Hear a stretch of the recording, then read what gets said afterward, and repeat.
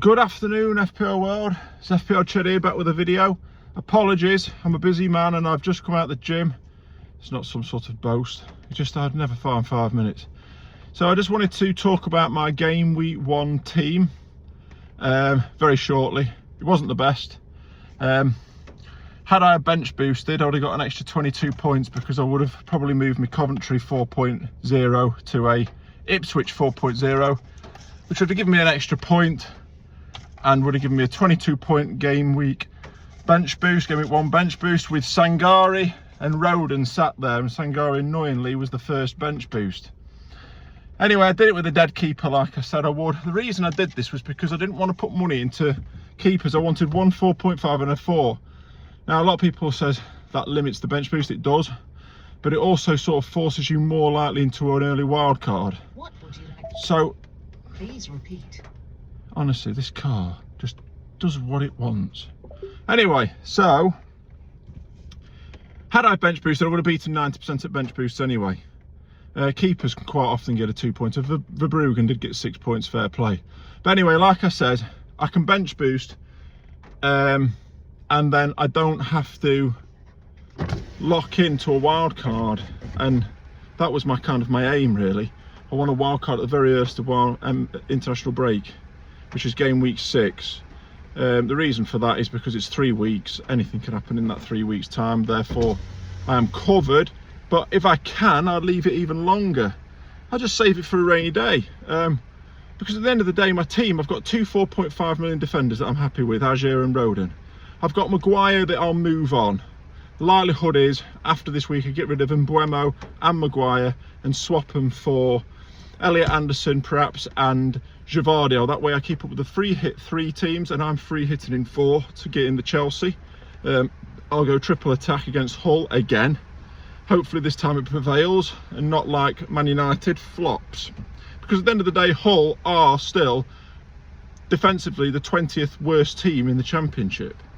So surely someone's going to just drum them at some stage, and I'm going to have as much of that as I possibly can. So anyway, yeah, I've got Azure, Roden, Maguire that I'm going to move on probably for Givardio. Calafiori I'm happy with at the moment, injury pending, and then Hensape will probably slip in, but he's bound to get an injury, he always does. And then I've got the Coventry defender against Hull this weekend, which will be my dead man on the bench. You know, I'm quite happy to keep him as my 4.0, don't need to play him. After that I've got Szoboszlai route to points, Bruno routes to points, and Mbuemo I'll move on. And then I'll have Sangari, which I'm happy with, and Tazolis. And Tazolis is the 6.5 million mid that potentially could hold his position potentially all season for the majority. He's been brilliant in pre-season, he's been brilliant for the last 3 years, but in a weaker league, but he's now replicating that in pre-season. He replicated that against, yes, it was only, who was it, Coventry. So we'll see how he fares against Villa.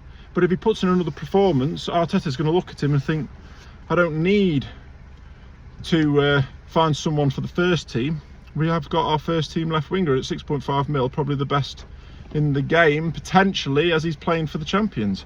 After that I've got Daniel Calvert-Lewin, Haaland and João Pedro. No need to wildcard them out either. So it's kind of a case of just moving around the odd player with a free transfer. Some people will use the wildcard and stack up free transfers. I might use my free transfers and just keep my wildcard. I won't use free transfers unnecessarily, but if I see a game like Man City at home to Coventry and I've got Man United players that aren't at it, say they fail again against Ipswich, then yes, I'll move them out for the targeting fixture. Makes sense. And then hold the core, and the core being Bruno and Szoboszlai, etc. The only man that I feel like I'm possibly missing out on is Palmer, but it could be a 1-game wonder. Fulham new manager, no Joachim Anderson, Wilson's gone. They actually dominated the ball, dominated possession. Chelsea just did well on the transition. Let's see how they go against Brighton. Brighton are a very good team, very good team. So I wouldn't be shocked if Brighton won that, since the last 3 times they played Chelsea it was 3-0, 3-1, 3-0. So let's see how well Palmer does against them. So other than that, I am looking to roll my free transfer, and I'm going to bench boost because I have now got a bench headache, which sounds mental again because I'm going to have a dead keeper, but You're going to have 11 rolls of the dice, I'm going to have 14.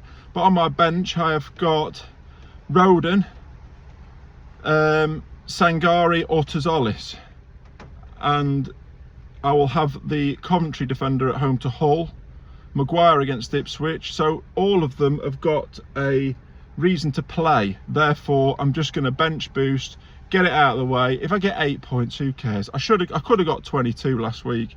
It's not good, but you can't look back in hindsight, you just got to look forward. It's a good reason, get rid of it, and then again I don't have to think about wildcarding. I can just save it, and then perhaps that will catch me up on the people that had a successful game week 1 bench boost. End of the day, it's a 38 game week game, so where you benefit and I don't, I may benefit later through a different route, and only game week 38 decides the winner. Anyway, so yeah, rolling and bench boosting with only 3. If you go on X, you can see the team, and you can see what I'm bench boosting with. I hope you had a good week. It's raining. I've been in Norfolk where it's been sunny. Caught crabs. The wife wasn't too happy. Other than that, stop dropping litter, because I drove down the A roads and they're absolutely disgusting. You should be ashamed of yourself if you drop litter, you really should, because you can put it in your footwell and put it in a bin.